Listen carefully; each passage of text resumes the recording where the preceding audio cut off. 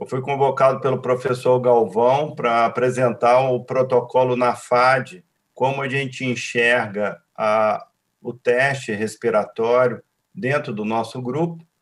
E, quando desenvolvemos esse protocolo, coincidiu em muitos pontos com o protocolo norte-americano que foi publicado em 2017.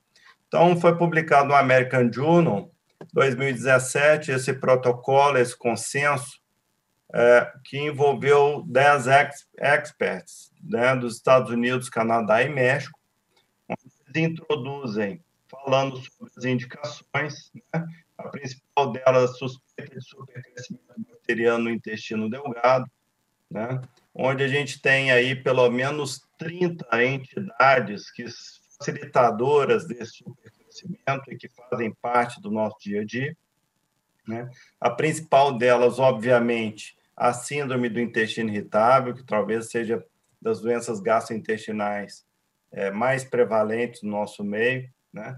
Especialmente quando associado a gases intestinais, né? As outras doenças funcionais também associadas a gases intestinais, é uma excelente indicação do teste.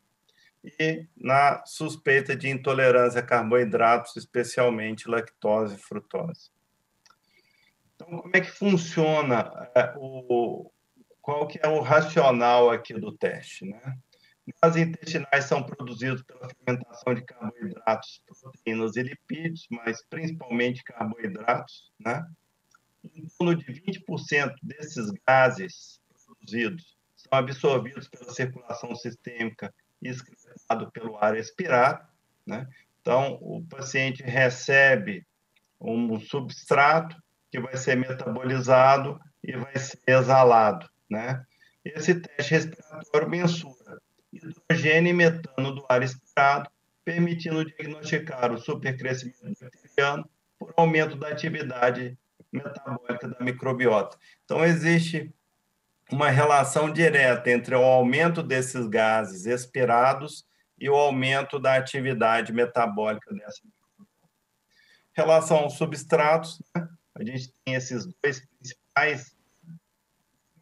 Como sabemos, um monossacarídeo rapidamente absorvido no duodeno em jejum, considerado mais específico para o supercrescimento e com menos falsos positivos. Entretanto, a limitação é que não diagnostica supercrescimento quando ela está alocada em porções distais do intestino delgado. Tá? E a gente também tem a lactulose, que é um disacarídeo não absorvível, né, sintético, é um substrato considerado mais sensível, porém com mais falsos positivos, especialmente em situações de trânsito rápido no intestino delgado. A própria lactulose pode induzir esse trânsito rápido e causar o próprio falso positivo. Então, o preparo é totalmente baseado nesse protocolo americano, né, norte-americano, né, onde se orienta suspender antibióticos por 4 semanas. Não há consenso sobre probióticos. Entretanto, o nosso grupo orienta também a suspensão de probióticos por 4 semanas, tá? Suspender procinéticos e laxantes por 1 semana, suspender alimentos facilmente fermentáveis por 24 horas antes do exame. O paciente recebe praticamente uma lista de alimentos com alto teor de FODMAP. Isso aí é excluído da dieta por 24 horas antes do exame. Jejum de 8 a 12 horas, não fumar no dia do teste e não realizar atividade física pelo menos 2 horas antes desse teste.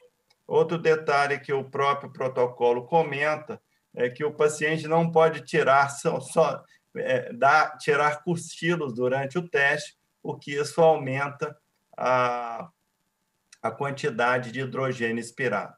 E a observação que se coloca é que não é necessário suspender o IBP para se realizar o teste, né?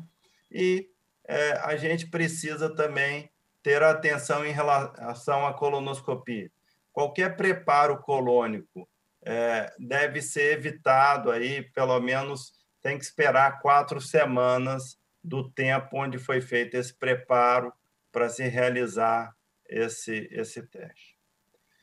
O que a gente utiliza? Já foi falado, glicose dentro do protocolo 75 gramas, é como o NAFAD faz desde 2017, né, e lactulose 10 gramas. O ideal, como foi comentado pela professora, é mensurar hidrogênio e metano, onde a gente faz uma medida basal e outras medidas durante 2 horas, 15, 30, 45, 60, 90 e 120 minutos após a injeção do substrato.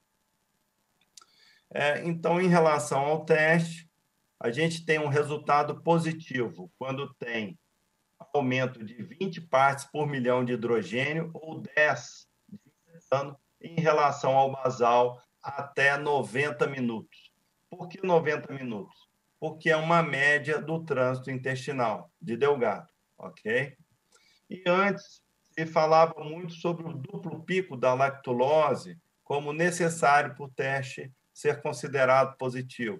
Isso já não é critério diagnóstico dentro desse consenso, desse consenso comentado.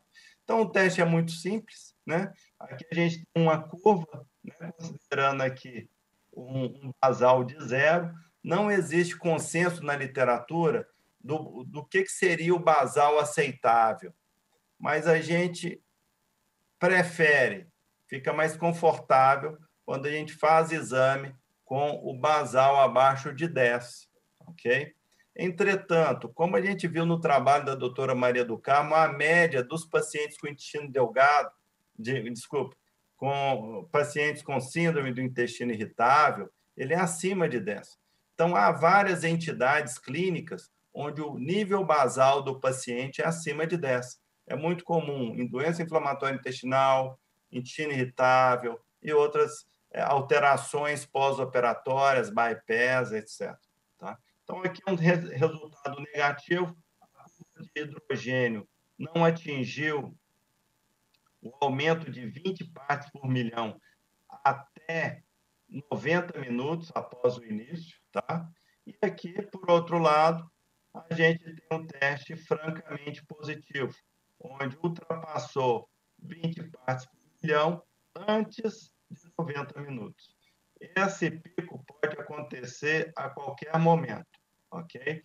E é comum, com a lactulose, a gente observar um pico precoce e o outro pico já a nível do colo, tá? Por isso que a gente falou sobre o duplo pico, que hoje não é considerado critério diagnóstico, mas a gente vê com uma certa frequência na lactulose. Então, dentro dos trabalhos que fazem menção a diagnóstico, eu trouxe alguns comentários aqui até para reforçar o que foi comentado na aula da professora Maria do Carmo. O teste respiratório é um exame não invasivo, simples, barato e seguro. A cultura quantitativa de aspirado do intestino delgado, habitualmente jejum, né, é restrito a centros de pesquisa e também apresenta limitações. É um exame invasivo, a contaminação, especialmente da microbiota da orofaringe, acontece.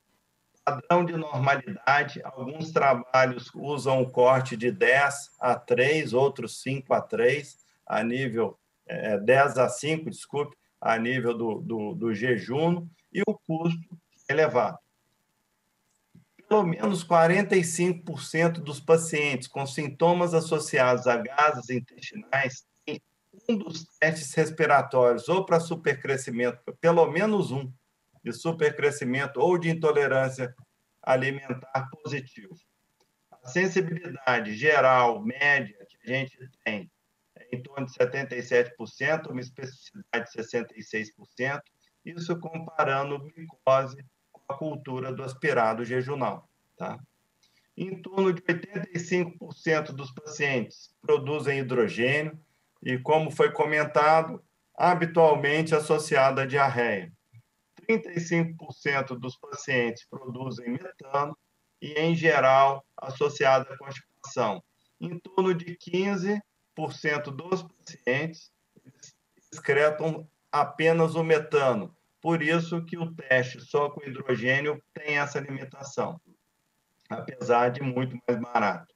A flora metanogênica, em geral, ela é mais resistente ao antibióticos, o que pode explicar aos pacientes com constipação e supercrescimento menos responsivo ao tratamento que a gente tem habitualmente empregado, né?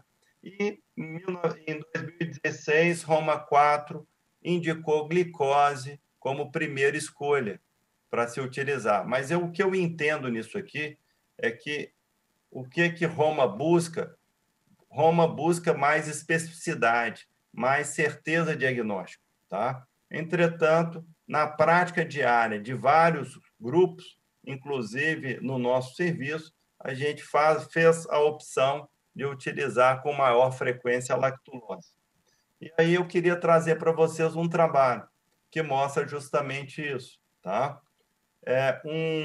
São pacientes com síndrome do intestino irritável, né, com predominância de diarreia, onde o teste de lactulose ele prediz a resposta ao antibiótico, onde com os pacientes que clinicamente tinham esse diagnóstico associado a um teste positivo, 60% de resposta ao antibiótico, que foi o que bateu com a média que a doutora Maria do Carmo apresentou, contra 25% de testes de pacientes com intestino irritável, diarreia predominante e teste negativo. Então, tem valor prognóstico, um teste de supercrescimento positivo. O que eles consideraram resposta satisfatória? Diminuição de 50% da frequência de diarreia e 30% na intensidade e frequência da dor. Então, é isso aí. Agradecendo todos os nossos parceiros, né? E também em nome do nosso grupo, que está sempre aberto e à disposição de todos os colegas, talvez praticamente de todo pessoal de todos os estados do país já passaram aqui em Belo Horizonte, conhece o nosso serviço, que está sempre aberto para vocês. Eu agradeço em nome do Grupo NAFAD, grupo que eu tenho um respeito, uma consideração imensa e um carinho muito grande em participar. Muito obrigado.